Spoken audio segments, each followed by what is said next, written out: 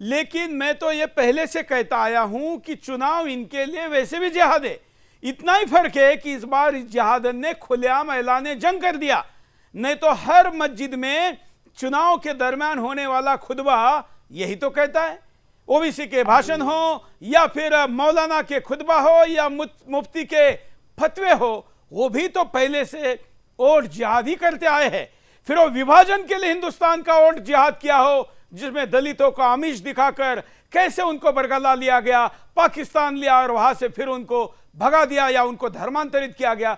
इसलिए मेरे लिए कोई सरप्राइज नहीं है, लेकिन इतना खुलकर सामने आने के बाद भी हिंदू नहीं समझ रहा है। और आपके लिए प्रश्न है कि कोर्ट ने अभी तक सो मोटो क्यों नहीं लिया है।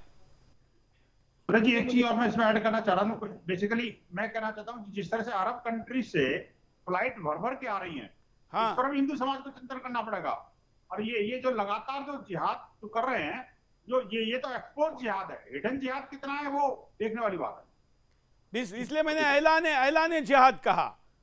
हाँ दुबे जी, ये असल में सुरेश जी मुझे लगता है कि ये कुछ वीडियोस आपकी नजर में आ गए, ये अभी से नहीं चल रहा। मैं तो वही ये कहता हूं। जो मस्जिद में जिस समय नमाज होती है, नमाज के बाद की जो तकरीर होती है, उस तकरीर में इस तरह के विषय ही होते हैं। इसलिए भारत के मौलानाओं को सऊदी यूएई ने बैन कर दिया, क्योंकि ये वहां आते हैं तो ये यही करते हैं, इसके अलावा कोई दूसरा काम ही नहीं करते। क्योंकि आकर सिर्फ इस्लाम के नाम के झूठे इंटरप्रिटेशन करना या इंटरप्रिटेशन करके लोगों को जिहाद के लिए भड़काना, ये काम ही है। हमने पीछे एक आपके साथ शो किया था जिसमें मैंने कहा था कि इस्लाम में पवित्र छल भी हैं, जिनको वो पवित्र कहते हैं। जैसे वो कहते हैं कि भाई काफिरों के साथ ना तो विवाह करना है, ना काफिरों के साथ बैठना है, ना काफिरों के साथ खाना है, ना काफिरों के साथ संबंध बनाना है, ना काफिरों के मंदिरों में जाना है, ना तिलक लगाना है, ना कलावा बांधना है, ना काफिरों के साथ व्यापार रहना, ना काफिरों की धरती पर रुकना है। अब ये तो मतलब सीधा आह्वान है।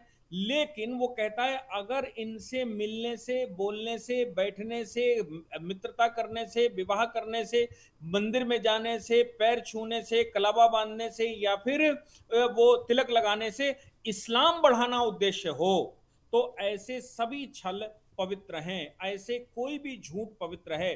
अगर झूठ बोलकर, जैसे कहा गया मोहब्बत और जंग में सब जायज है, तो ये तो इस्लाम की ही दृष्टि है ना, मोहब्बत और जंग में सब जायज, यानी कि मोहब्बत और जंग करने के लिए, किसी को लब जिहाद करने के लिए, जंग में किसी को परास्त करने के लिए अगर झूठ का सहारा लेना पड़े, छल का सहारा लेना पड़े, तो वो पवित्र है। अब चूंकि वो पवित्र है इसलिए सब कुछ किया जा सकता है। ये बाई चांस की बात है कि अंदर की वीडियो आपके हाथ लग गई, अंदर की वीडियो बाहर निकल आई, नहीं तो ये कोई नया काम नहीं है, पहली बार नहीं हो रहा। ये तो चरित्र ही शुरू से ऐसा है, क्योंकि एजुकेशन वैसी है, सिस्टम वैसा है।